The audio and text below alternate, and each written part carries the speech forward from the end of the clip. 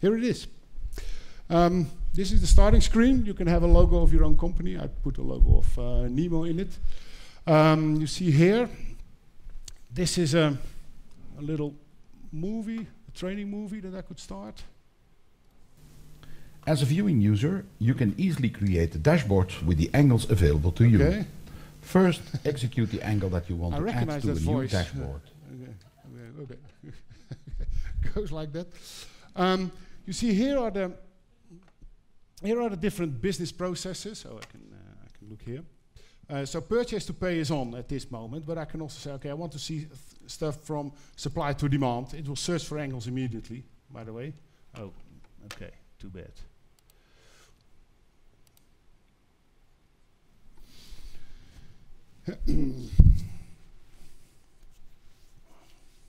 Yeah, okay.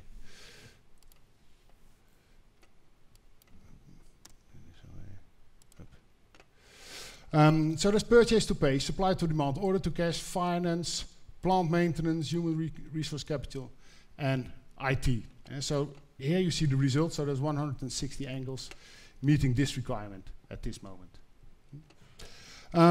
I can filter on what do I want to see, angles only or also dashboards, which are groups of angles. Do I want to see only validated or start angles, for example, or validated is this green thing. So this one about cost elements from the HANA system, nobody can change anymore. Only this one person who has the privilege to move or remove validated marks on it. And there's multiple systems. You see we are connected to 2 SAP systems. One is called EA2, which is very confusing given the fact that we're introducing EA2, but this is just the name of an SAP system, one of our test systems that we are using. Don't be confused. The other one is EA3, and there's a HANA system. You see there's a couple of angles that run on the HANA system also.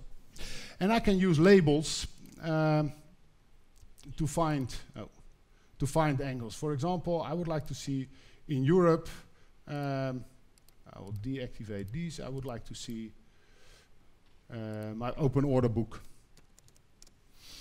Search on book, and I find 2 angles and say, okay, I would like to see this one, the order book sales with 1 year horizon.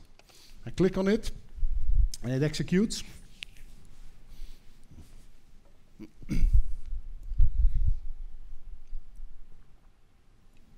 And in this example, he comes up with a chart showing me how much value is open on the vertical axis, the sales value per material group, and the colors indicate the different areas that we do sales. This is just one representation. A big difference with the previous version is that on one angle you can have multiple display. So it starts with this one, but I can use this drop-down box, and by using the same angle, so it's still order book sales 1 year horizon, I could also decide to go to another chart called bottlenecks of a plant, for example. Or I could decide that I would like to see, well, maybe a nice gauge, or stuff like, what is the one? Delivery reliability per customer.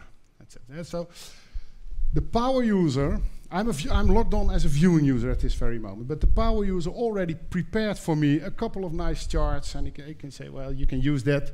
I think that's stuff that you will need. And one of the things that you can do is make a kind of hierarchy in it. So if I go back to the first chart, the values per material group. If I click on this, you see this is monitors in US, Canada. I click on that. I told the system, or the power user told the system, that when he does a drill down, use the other chart type on it. And this is the one, customers per, oh, let me see. Okay. The customers per delivery reliability in here. And if I click again, then he goes to something called the basic list. So it just shows me a couple of default columns in there. When you look at the definition of the angle, if you want to know the definition of the angle, you can open it here. And here you see that this part, the left-hand side of the screen, is the definition of the angle, and the right-hand side is the definition of the display, the way that the angle is presented to the user on the screen. When I do exactly the same thing that I did before, a few minutes ago, click on this one, so monitors for US, Canada, you see that he will add the filter lines because of that drill down to the display. You see now I'm not, it's not only this one here, not just the sales document schedule lines who are MRP relevant with a due date between several borders, but on top of that he adds that the material group should be monitors and the customer should be, the sub-area of the country is US, Canada in this case. And if I do another drill down, watch this, I say, okay, I would like to see the American security company, the late orders of this important customer of me. I can click on that. He will add 2 more lines to the display area. Because I did this drill down, he understands, okay, now you only want to see the security company and the delivery reliability of being late. And maybe I conclude that, okay, these are problem orders. I would like to know a little bit more about it, about the logistics situation. How can we ship them, for example? And my power user provided for me a nice view on it called supply-demand matching. And now what I want is keep this, this additional filtering that I already did.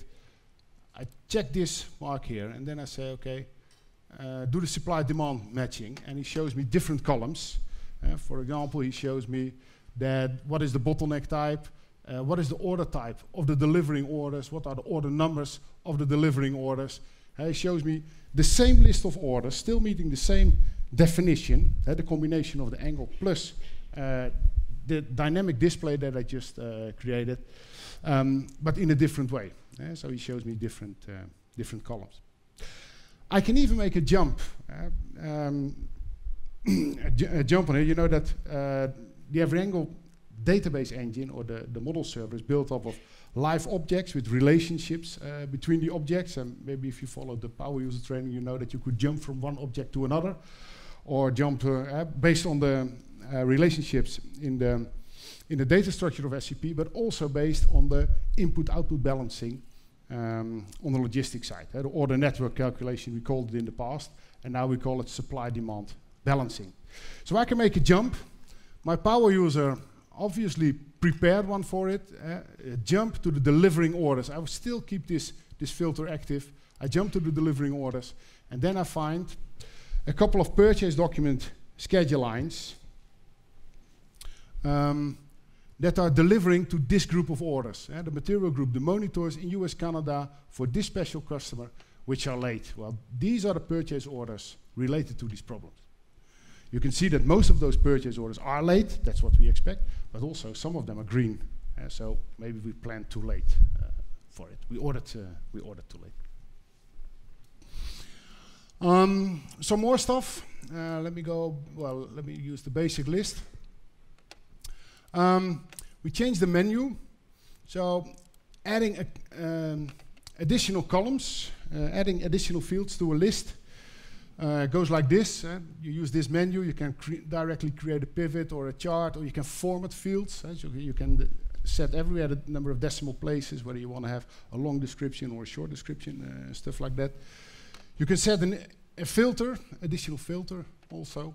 And if you want to insert additional columns, it goes like this. So this is the new field chooser. Here you see the different field types. So whether it has to do with balancing, whether it's a traditional EveryAngle field, it's a financial field.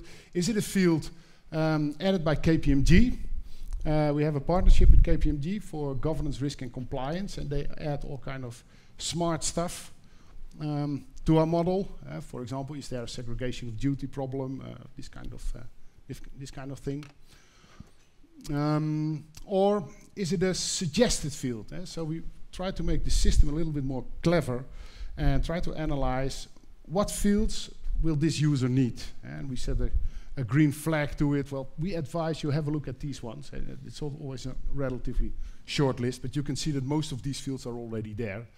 And I start a couple of fields for myself. So this is a start that this viewing user set. And he said, well, I'd like to see the country of the ship to party. Where is he? The MRP controller. You can select multiple fields. Said, okay, insert the columns. and he's going to insert the fields on the place that I decided. And then I can do, well, the play around stuff that I think most of you know. Create a chart based on this new field. I have this one, or in the next X, I would like to add this country of the ship to party. I can double click it to have it. I can switch them around like this. I can decide to go for another chart type. You see that we largely we added a lot of new chart types to it. And maybe I want a horizontal bar. Say apply, and there you are. Switch them around or whatever. I want to change it. Okay. Say apply. This is the viewing user functionality. Yeah, so what I think what is very powerful is the use of displays. We call it a display. It's not a view that we had in the old system. It's a different kind of thing. The trick is that a power user can create an angle like this. Think about what does this viewing user want to do, and how can he combine in a smart way, but easy to understand way, the different displays that I offer to him. Okay, I want to take the next step. This is the viewing user. I would like to talk to you about power users and how we try to facilitate the work that power users have to do. And we introduced, I already told you, the concept of templates. And a template angle is a starting point on it. So when we started to make an inventarization or a list of all the templates that we could do, then we ran quickly over 1,000. And we ran into the same problem. Okay, how can power users find the right template to start with? They're still lost. Even though it's in the system, you still should be able to find them. Well, first of all, we made sure that the template angles can be found by using the Google search bar, just in the same way as the angles can be found. But we also introduced a new concept, the concept of diagrams. And I'm very proud of it. I think it's a very powerful thing to get started with. And I want to show you something of that. The lowest level is still there. That's the level that we already had in the old version. It's just the list of all the objects which are there. And that's maybe the most difficult list that there is in the system. What object to choose? So we try to prepare that already for you by using the templates. The list is still there. You can still find them. So if you don't want to say goodbye to it, you don't have to. You can still use it. Diagrams. Well, I will start with this one. Anybody recognizes this diagram? Nobody? Yeah. And anybody who ever followed the training with me, I always advise to put it above your bed and dream about it to understand exactly what's going on in this diagram. But after a couple of years, I found out that nobody did so. That's a bad thing. And we were thinking about why is that, and I think the diagram is too high level. So it covers all the business processes on a quite high abstraction level. So what we decided is not to have one diagram to cover all, which misses a lot of details. There's no invoices, for example, but have a diagram for each business process, which might look more complex in the beginning, but we are convinced that people who work in purchase to pay, they will recognize all the objects that are there and much more easily than force them to go to a higher abstraction level. So we have two types of diagrams. One type is the activities that people perform. I will show you that in the system. And there's also object diagrams, which are these here for all the different processes. So you can see in a scheme, well, what is available in the system. You can also change them if there are some objects in it that you don't use and you want to use this space for other things. That's also possible. And we ship the product with 14 of this kind of diagrams. Let me show you how it works in the system. I will now log on as a power user. Even kijken of ik nog. Nee.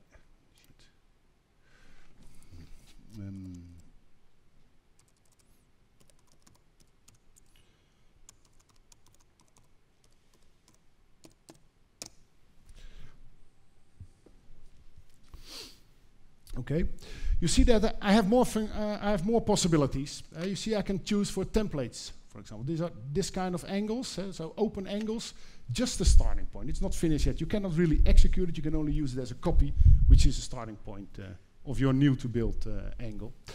I can choose all my private angles, so angles that I'm still working on that I didn't publish yet to other users. And I can filter on all the angles that I ever created, for example. And you can see that I created 30 of them in this system. And I have this button, create a new angle, which is of course the most important thing when it comes to power users. I click this one. It tells me the different levels that I can use. So use a template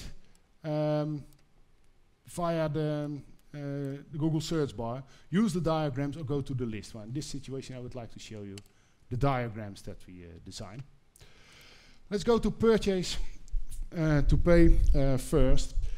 This is how we organize the business process purchase to pay. These are the activities that are available in this area. And on all the blocks that you can see, you can click and a template angle will start.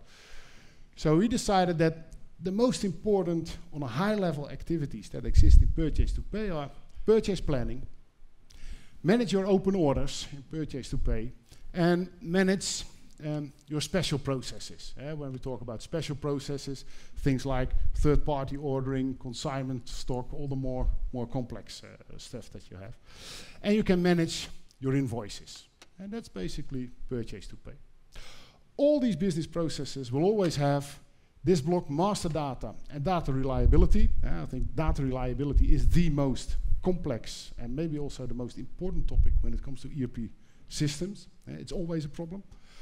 And performance management. So this is the classic looking back about compressed information in the past. Now I want to use this scheme from supply to demand to solve the question of the missing raw materials. So supply to demand is organized as plan your supply chain, manage your shop floor, and optimize your inventory. That's the three main parts that you do, next to maintain master data and measure performance. Well, remember the story of the missing raw materials. We only have half of the raw materials, and the question is, what shall we produce, what intermediate product shall we produce in order to optimize the demand of our most important customers? So you want to find a relationship between which work orders need what components and what customers are, with one or multiple steps in between, related to those work orders. And that is, from a logistic point of view, quite a complex question. In order to solve that, I will use this one. I go to the shop floor, I want to see production orders, which are already created, but I cannot execute them all because I missed some raw materials. I push the button, create an angle. Oops. Dat gaat even niet goed. Ophalen. Try again.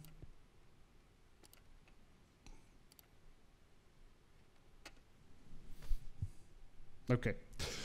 Now, a new angle is created as a copy of this template. I give it a new name, and I know that I will call it the missing raw materials, and its code was 100-700. I can change the text here. You see that there is already in the English language a text available. We will ship the product finally with 5 different languages. So at least you have a starting point to explain what does the angle do and how can you use it. All right. And I will save the angle. It is a private angle. Because I just started. I did not publish it yet, so it's only available for me. I'm the power user, so I can still work on it. And the system already gave me a couple of displays, of ways of how you can display this result. So I can add a list with cost and variance, a planned cost and variance, or target cost, or customers and components. That's of course the one that I would like to see. There's also delivery reliability, lead time analysis, etc., etc. I can drop out some of them that I think, well, I don't need this kind of stuff to answer this this question. Lead times, remove it, etc. And then I will go to customers and components. So what does he show me? You see in this list of orders that there is a column which sums up all the components that the work order still needs. And these are all technical codes. These are material codes that this company is using. And it also shows me a list of a column with all the customers that are dependent on this work order. So each row here is a work order. It needs components and there's a customer dependent on it. If I want to see, okay, this special, I can just use browser functionality, 100, 700.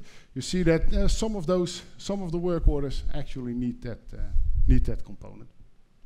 And I could add a list to it. I can say, okay, this is still a long list, but I only want to see those who actually use that missing material.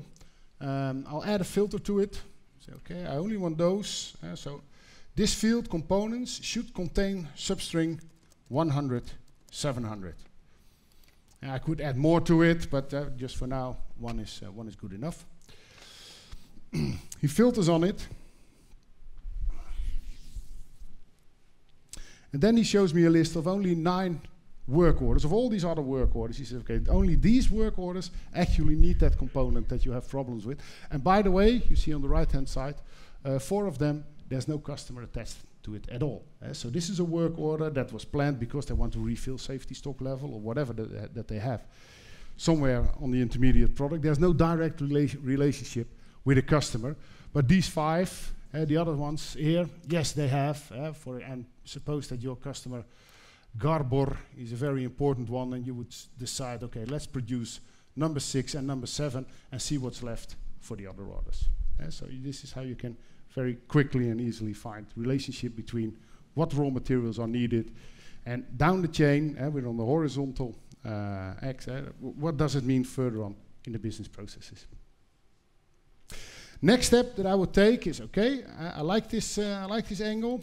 I will add some labels to it, otherwise I cannot publish. I have to give some kind of organization to it. So in the area of publishing, I will say, okay, this is valid for the region Europe and maybe also for America. It has nothing to do with working capital, so I remove some labels. Analyze the actual, no, it's also not. Save it. Maybe I made some changes in the text also. Then I will go back to publishing, use this button, say, okay, I want this one to be published. Then the system asks me, do you also want to publish all the displays? I would say, nah, the lead time difference is only for me. I will keep that private, but all the other angles, this one, customers and components will be the default display. So if somebody else executes this angle, it will defaultly come up with this display, customers and components. Say save, and then it should be available. Save again. Should be available for the viewing user who is still in this Mozilla. Back to search. This viewing user, and he would say, give me a list of 100, 700 stuff in Europe. And there he is. So now the viewing user can execute this angle, and he will see the same overview. If I didn't forget to save. Sorry. Okay. Now, I should have saved. I added the filter for 100, 700. I didn't push the save button. That wasn't too smart of it. Okay, but you got the idea. I hope so. Okay. So far, my demonstration about the logistic business processes. I showed you something in purchase to pay, something in supply to demand, something in order to cash. Now it's time, I think, Charlotte, are you the first one? Okay, to demonstrate some of the stuff that you designed in human capital management. Just a few more words from my side. I forgot one thing, and I'd like to make it up. I forgot to execute an angle on HANA.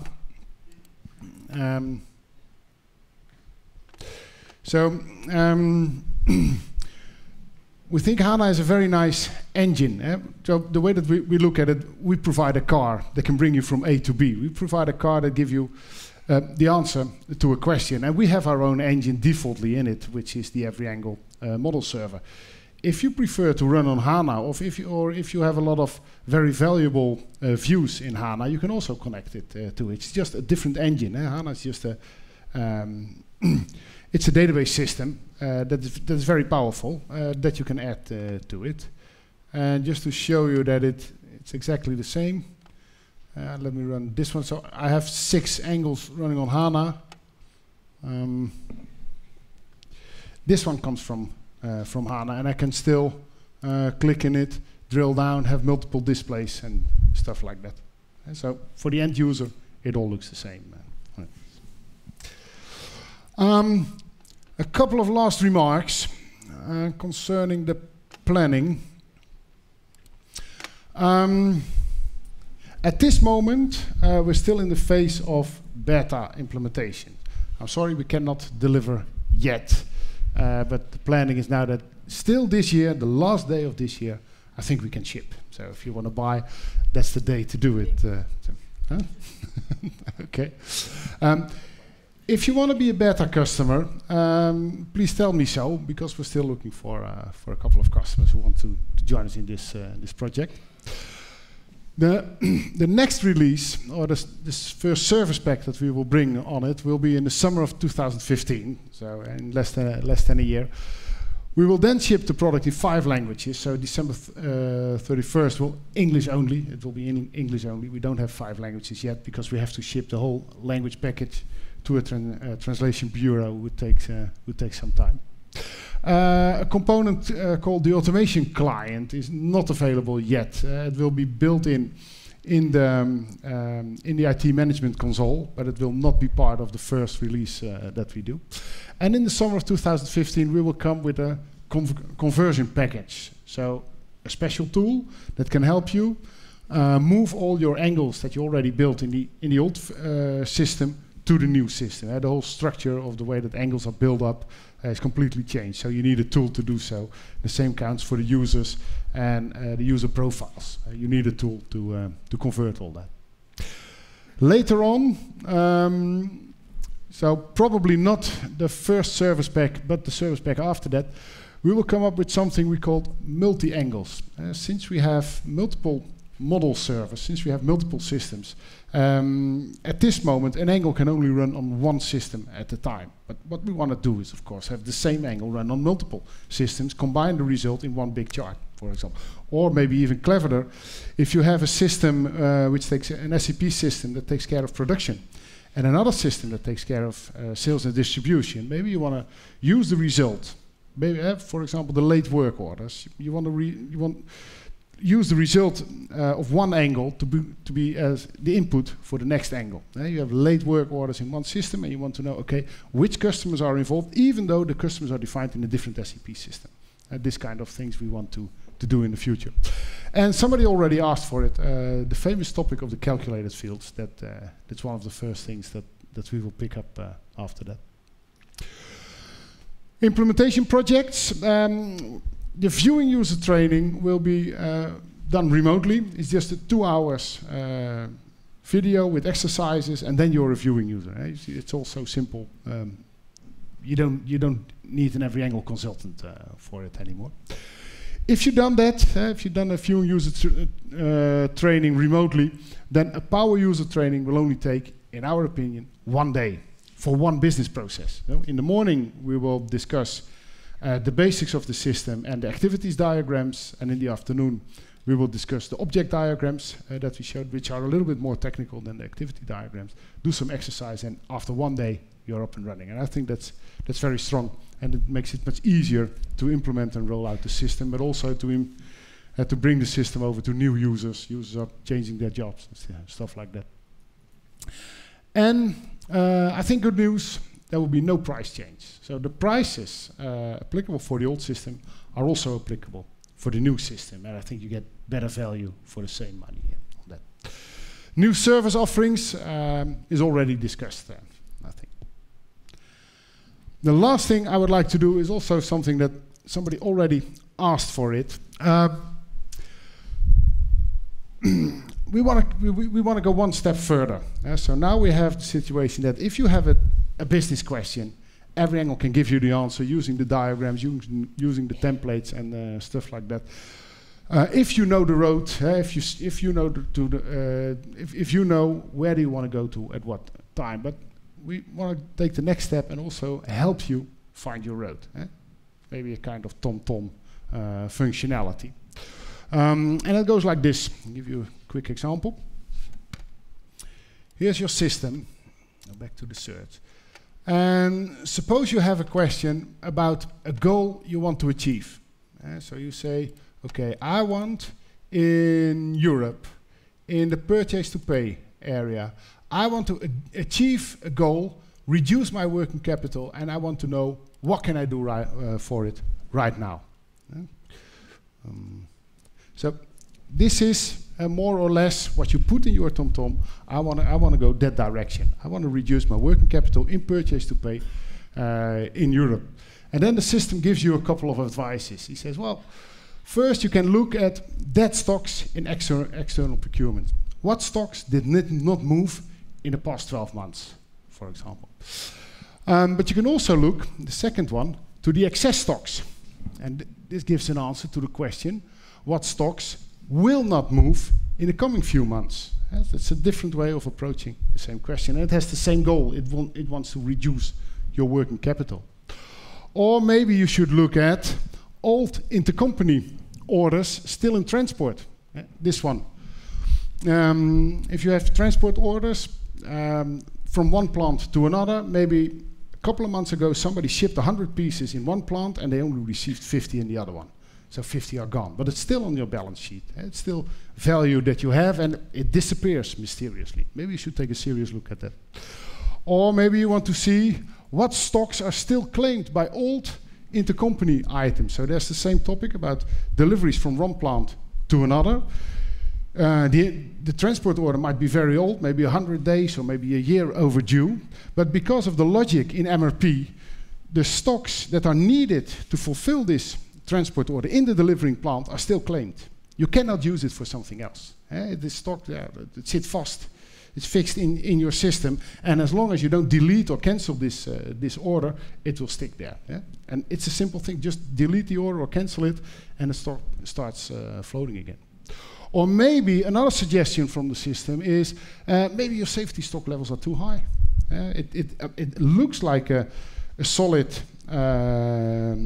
purpose safety stock, but maybe it's 100 pieces, which was a very good value 10 years ago when the demand was high. But now the demand is very low, and 100 pieces is enough for 6 years of demand or something like that. That's still stock which sits in your system, and you don't really need it. If you want to reduce your working capital, take a look at that. Or maybe you're buying too much unneeded procurement in purchase orders. Maybe you have a purchase order outstanding for maybe 100 pieces because of, well, rounding values or stuff like that, or fixed bet sizes, some kind of master data rule that sits in your SAP system. You're buying huge quantities while you only need small quantities in the near future.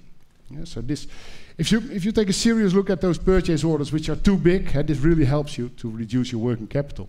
Or another suggestion, maybe you should even go one step further and look at unneeded procurement, not in purchase orders, but the step before that, in your purchase requisitions. And maybe SAP already comes up with after the MRP run with suggestions which are much too high. And maybe you think, well, all of this, yes, I like it all. I will select it all, and I would like to execute all of them as a dashboard. And I would like to see what is the status of my company on all of these topics or KPIs. I have to answer a decent name, so maybe I can call this Demo Nemo, working capital, Demo Nemo. Save it, and it shows me, I can move it around a little bit. I think I could. And it shows me all these, the result on all these different topics in one, well, what we call a dashboard. And I think this is an answer to the question the gentleman there asked him. You see, this is what we call easy dashboarding. There's a lot of smart stuff already built in the system. If it's not 100% to your need, you can easily change it. But the idea is already there, ready for you to use to start optimizing your company.